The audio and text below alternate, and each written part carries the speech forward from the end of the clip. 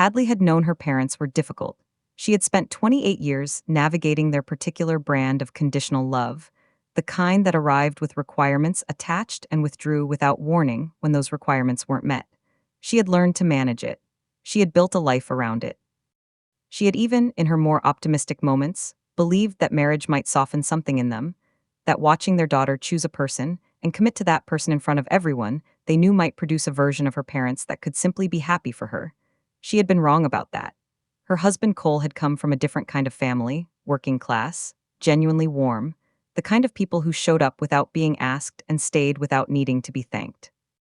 He had built his career from nothing through the specific combination of discipline and patience that people who grew up without a safety net developed out of necessity.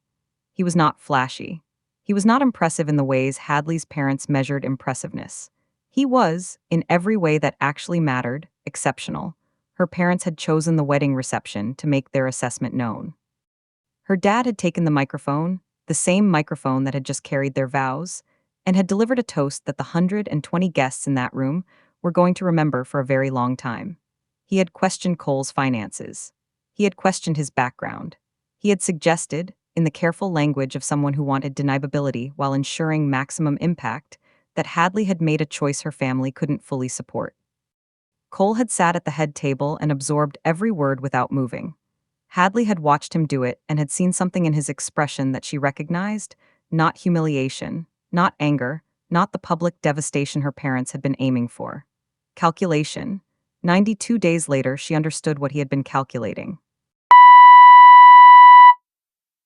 Before Cole puts that summary on the table and her dad picks it up, hit subscribe right now. Because the moment her dad's expression changes is one of the most satisfying things in this entire story. New videos every week. Hit like if you have ever watched someone you love get underestimated by people who should have known better. Drop a comment. Have you ever seen someone turn humiliation into something extraordinary? Now let's go back to Nashville. The toast just ended. Cole's hands are flat on the table, and he is already thinking about day one. My name is Hadley. I am 28 years old and I live in Nashville, Tennessee. 3 months ago, I married a man named Cole in a ceremony that I had spent 14 months planning, and that was, by every measure that actually mattered, exactly what I had hoped it would be. The flowers were right. The venue was right. Cole's family was warm and present and genuine, in the specific way of people who had never learned to perform warmth, because they had never needed to. It had always simply been available. My parents were there too, polished, socially fluent, moving through the reception with the ease of people, entirely comfortable in rooms that required a certain kind of presentation. They were impressive in the ways they had always been impressive. I had spent 28 years learning the difference between that and something real. The wedding had given Hadley something she had not anticipated, a side-by-side comparison of two families in the same room that made certain things impossible to continue not seeing. Cole's parents had arrived the day before and had spent the evening helping with last-minute preparations without being asked, his mom folding programs at the kitchen table, his dad running an errand for the florist. His siblings had been present and warm, and had treated Hadley with the specific ease of people who had already decided she was family before the ceremony made it official. Her own parents had arrived the morning of checked into the hotel, sent a text confirming their room was acceptable, and appeared at the venue with the coordinated presentation of people who had considered how they would look in the photos. Both families had been at the same wedding. They had not been at the same event. The reception had been running for an hour and a half when her dad made his way to the front of the room and took the microphone from the bandstand with the comfortable authority of a man who considered himself a natural fit for any room's attention. The guests settled into the expectant quiet of an audience preparing for a toast, glasses in hand, faces turned toward the front, the particular warmth of a crowd that had spent the last 2 hours celebrating and was ready to be moved by words that honored what they had just witnessed. Her dad opened well, talked about Hadley's childhood, said the things fathers said at weddings that made mothers reach for tissues. The room was with him completely. Hadley watched from the head table and waited for what she already knew was coming. The pivot happened at the 3-minute mark, smooth enough that the room didn't immediately register that the tone had shifted, which was the specific skill her dad brought to moments like this one. He began talking about the importance of a strong foundation in marriage. He talked about financial security and professional stability, and the responsibility a man took on when he chose to build a life with someone. He mentioned Cole's name and said he was sure Cole understood the weight of what he was taking on. He said Hadley's family had always provided for her at a certain standard, and that he hoped Cole appreciated what that meant going forward. He used the word hoped 3 times. Each time it landed like a question that already had an answer. The microphone carried every word clearly to the back row. Cole sat at the head table through every word of the toast with the specific stillness of someone who had made a decision about how they were going to receive this before it started. His hands were flat on the white tablecloth. His posture was unchanged from how it had been before her dad picked up the microphone. His expression was neutral in the way that required effort to maintain, not the blankness of someone who had checked out, but the controlled composure of someone who was fully present and had chosen this particular response deliberately. He did not look at Hadley during the toast. He did not look at his own family's table, where she could see his dad's jaw tighten and his mom reach for his dad's hand. He looked at her father with the steady attention of someone filing everything being said in a place they intended to access later. Hadley had been watching Cole's face from the moment her dad picked up the microphone, with the specific attention of a woman who had learned her husband's expressions in the 14 months they had been together, and could read the difference between what he showed and what he felt. She had expected to see the thing her parents were aiming to produce, the specific wound of a person being publicly questioned in the room where they had just made the most significant commitment of their life. She did not see that. What she saw was harder to name. It was focused rather than painful. It was forward-looking rather than reactive. It had the quality of someone receiving information they were going to use rather than absorb. She didn't have a word for it yet. She stored it and went back to managing the table and the room and the remaining hour of a wedding that was still, despite everything, hers. Cole did not mention the toast for the remainder of the wedding evening. Not to Hadley, not to his family, not to the friends who came to the head table throughout the night with the careful warmth of people who wanted to acknowledge what had happened without making it larger than the evening could hold. He danced with Hadley to the song they had chosen 3 months before the wedding. He thanked the guests who found him at the end of the night. He hugged his parents in the parking lot with the genuine warmth he always brought to his family. He was present and warm and entirely himself for every remaining hour of the evening. The toast existed in the room the way something existed when it had been delivered and received and filed, completely, without requiring further acknowledgement from the person it had been aimed at. Cole had filed it. Hadley had watched him do it. She had not yet understood where. Cole had been carrying the idea for 2 years before the wedding, not as a vague ambition or an unformed wish, but as a specific and developed concept that he had been researching, mapping, and quietly preparing for, with the methodical patience of someone who understood that timing was as important as the idea itself. It was a logistics technology platform, a workflow optimization system designed specifically for mid-sized regional carriers who were too large for manual processes and too small for the enterprise solutions built for companies 10 times their size. He had identified the gap through 7 years of working inside the logistics industry. He had been waiting for the right moment to step through it. The wedding reception had clarified when that moment was. They had been on the highway for 20 minutes, still in their wedding clothes, the reception venue somewhere behind them, the particular silence of 2 people processing a significant day, when Cole said it. He said he had been sitting on something for 2 years and that he had decided during the toast that he was done sitting on it. Hadley had turned in the passenger seat and looked at him.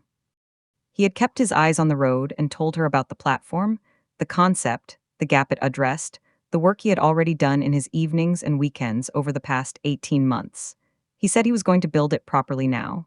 He said he had a very clear sense of what he was building toward and that the timeline had just become specific. He said he was starting tomorrow. Hadley had asked him that night, after they had changed out of their wedding clothes and were sitting at the kitchen table with the specific exhausted quietness of 2 people at the end of the largest day of their lives, whether the toast had been what pushed him. He had thought about the question for a moment before answering. He said the idea had been ready for a while and that the toast had not created anything that wasn't already there. He said what it had done was remove the last remaining reason he had been giving himself for waiting. He said sometimes clarity arrived from unexpected directions and that the source of it didn't change what it produced. He said that what her dad had intended to communicate and what he had actually communicated were 2 entirely different things. Then he went to bed. He was at his desk by 6 the following morning. On the 14th day after the wedding, Cole filed the company formation documents. Hadley knew, because he showed her the confirmation email at dinner that evening, with the same matter-of-fact energy he brought to completed tasks.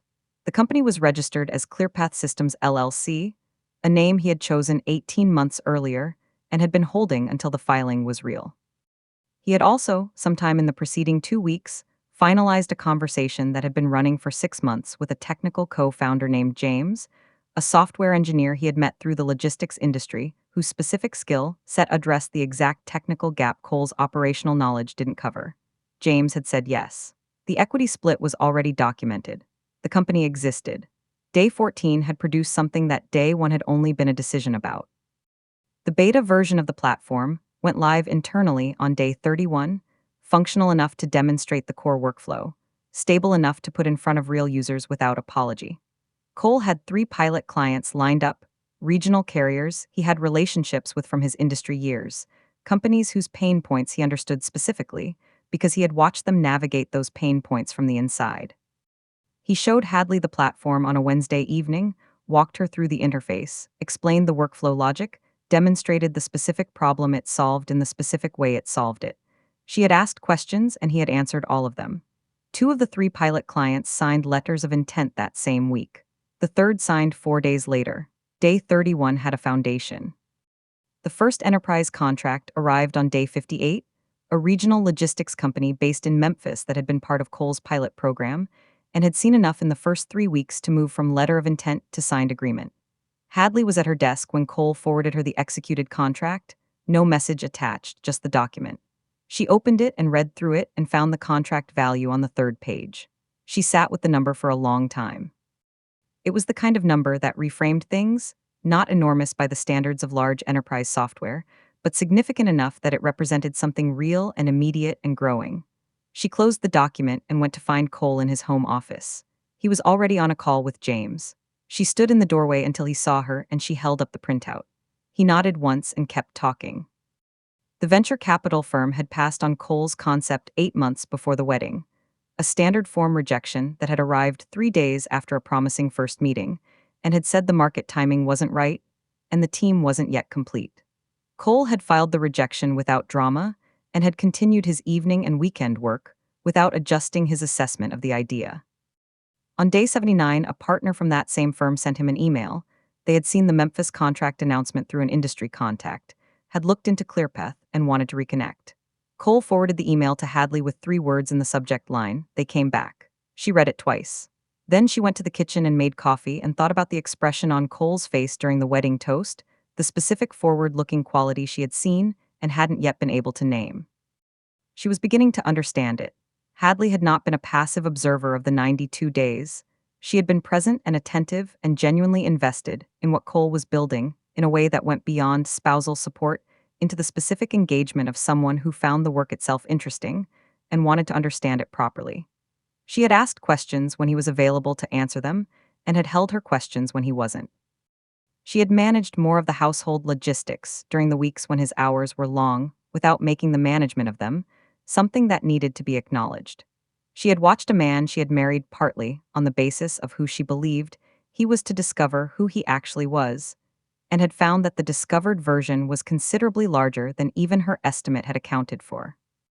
Cole had shown her the platform properly for the first time on day 60, not the brief demonstration of day 31, but a complete walkthrough, the kind he would have given an investor or a sophisticated client. He had set up his laptop at the kitchen table after dinner and had taken her through every component systematically: the intake workflow, the routing optimization engine, the reporting dashboard, the integration architecture that allowed it to connect with the existing systems regional carriers already used. She had asked real questions throughout, not the supportive questions of someone performing interest, but the specific questions of someone trying to understand how something worked. He had answered all of them completely. By the end of the walkthrough, she understood what she was looking at. It was genuinely good. She asked him the following evening. They were doing dishes, the domestic rhythm that had become the container for some of their most honest conversations, when she said she had been thinking about something. She asked why he had never told her about the platform idea before the wedding. They had been together for 14 months, had shared most things, and this had been something he had been carrying for 2 years. He thought about the question for a moment with the dishcloth in his hand. He said he had been waiting until it was ready, not the idea, which had been ready for a while, but himself. He said there was a version of him that had needed to be more certain before he could speak about it to the person whose opinion mattered most. He said he was sorry it had taken the wedding for that certainty to arrive. She asked him directly whether the toast had been the catalyst, said she had been turning it over for weeks, and wanted to understand it from him rather than from her own interpretation. Cole set the dish he was drying on the counter and looked at her with the direct attention he brought to questions he intended to answer completely. He said the toast had not created his readiness. The readiness had been building for months and would have arrived regardless. What the toast had done was eliminate a specific hesitation he had been carrying, a quiet uncertainty about whether the gap between where he was professionally and where her parents' expectations sat was a gap worth trying to close from the inside. The toast had answered that question clearly. The answer had been no. And once that hesitation was gone, the path had been very clean. On day 80, she asked him what was specific about day 92. She had heard him reference the number twice and had understood it was deliberate. He said it was the date of her parents' annual family dinner, the one they hosted every year in the third week of September, the gathering that functioned as the family's formal checkpoint, the occasion where the year was reviewed and positions were assessed, and the family's internal narrative was updated and confirmed. He said he had known about it since before the wedding because she had mentioned it during their first September together. He said he had done the math on the wedding date and had understood that 92 days out landed on that dinner. He said he had decided on the drive home from the reception that 92 days was the timeline he was working with. She asked him what he intended to do at the dinner, what he was planning, how he was going to approach the evening, what the 92 days had been building toward in terms of that specific room and those specific people.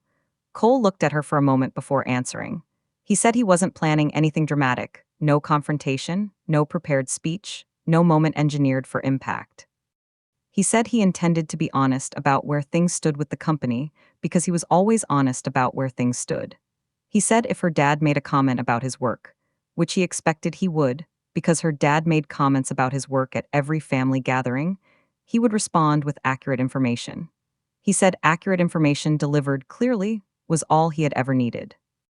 She asked whether she should speak to her parents before the dinner, give them some context, prepare the ground in a way that might make the evening smoother for everyone.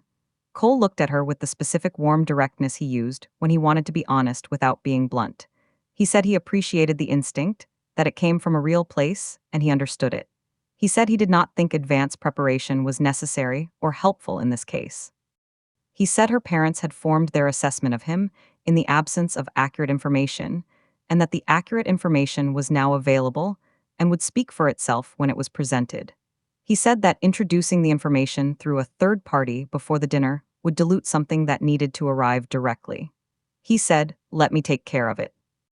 Hadley and Cole arrived at her parents' house at 6:30 on the 92nd day, a Sunday evening in the third week of September, the air carrying the specific quality of early fall in Nashville. The house lit warmly from inside with the deliberate presentation her parents brought to occasions they considered significant. Annual family dinner had its own established rhythm, the good china, the flowers her mom arranged herself, the particular meal her dad requested every year that signaled this gathering was different from ordinary Sundays. Hadley had attended this dinner for 28 years and had learned to read it the way you learn to read anything you had experienced enough times, not just its surface but its structure, its intentions, the specific ways it communicated things that were never said directly. Her parents received them at the door with the particular warmth they extended when they wanted an evening to run smoothly. Her mom with a genuine hug for Hadley, and a slightly more measured one for Cole. Her dad with a firm handshake, and the easy confidence of a man entirely comfortable in his own home. They were asked about the drive, about work, about whether the new apartment was coming together the way they had hoped. Her dad poured wine with the practiced generosity of a host who understood that comfort produced better evenings than formality. The conversation in the living room before dinner was pleasant and unremarkable. Her parents at their social best, Cole present and engaged, Hadley watching the room with the specific attention she had been bringing to rooms her whole life. Dinner ran its familiar course, the meal her dad had requested, the wine her mom had selected, the conversation that moved through the family's established topics in the established sequence. Her mom asked about their first months of marriage. Her dad talked about a recent work development of his own, with the comfortable authority of someone accustomed to his professional life being the room's primary reference point. There was discussion about family plans, about the holidays, about a cousin's recent news that everyone had opinions on. It was a normal family dinner in the specific way that her parents' dinners were always normal, organized, pleasant, running on the particular social infrastructure her parents had built over 30 years of hosting rooms they intended to control. Her dad made the comment 40 minutes into dinner, not aggressively, not with the deliberate construction of the wedding toast, just with the casual diminishing ease of a man who had been making this particular kind of comment about Cole for as long as he had known him. He asked how the work situation was going, framed with the specific intonation that made the work situation sound like something temporary and uncertain rather than a career. He said he hoped Cole was finding his footing now that the wedding was behind them and they were settling into real life. He said it with the warm condescension of someone offering encouragement to a person they had already assessed as requiring it. Cole looked at him from across the table with the specific steady attention he had been bringing to this man since the wedding reception. He said things had developed significantly since the wedding and that he wanted to share an update. Cole reached into the jacket he had hung on the back of his chair and produced a single folded page, unfolded it cleanly, and placed it in the center of the table without ceremony, then slid a copy toward her dad and kept one in front of himself. It was a one-page company summary: clear path systems, founding date, current operational status, signed contracts listed with their values. The venture capital term sheet received 48 hours earlier with the proposed valuation figure at the bottom. It was clean and professional, and formatted with the spare clarity of someone who understood that the document's job was to communicate rather than impress. Her dad looked at the page in front of him. Her mom picked up her copy and began reading. The dinner table went quiet in the specific way of a room that has just received information it was not prepared for. Hadley watched her dad read the summary with the focused attention she had been bringing to his face since the wedding toast, the specific attention of a woman who had spent 28 years learning to read what her father communicated through his expressions when his words were still being assembled. He read it twice, she could tell by the way his eyes moved back to the top of the page after the first pass. His expression moved through several versions during the second reading. The first version was the automatic skepticism he brought to information that challenged his existing assessment. The second was a recalibration as specific numbers and dates registered against his professional knowledge of what those numbers and dates meant. The third was something quieter and more internal that he didn't manage to fully contain before it passed. She watched all three arrive and held very still. Her mom set her copy of the summary down and looked across the table at Cole with the specific expression of someone whose understanding of a situation has just been substantially revised, and who is trying to locate the question that will help her understand the revision most efficiently. She asked how this was possible, not dismissively, not with the implied challenge the question sometimes carried, but with what sounded like genuine inquiry. She said she hadn't known Cole was working on something of this scale. She said 92 days seemed, and then she paused, looking for the right word. Cole said sufficient.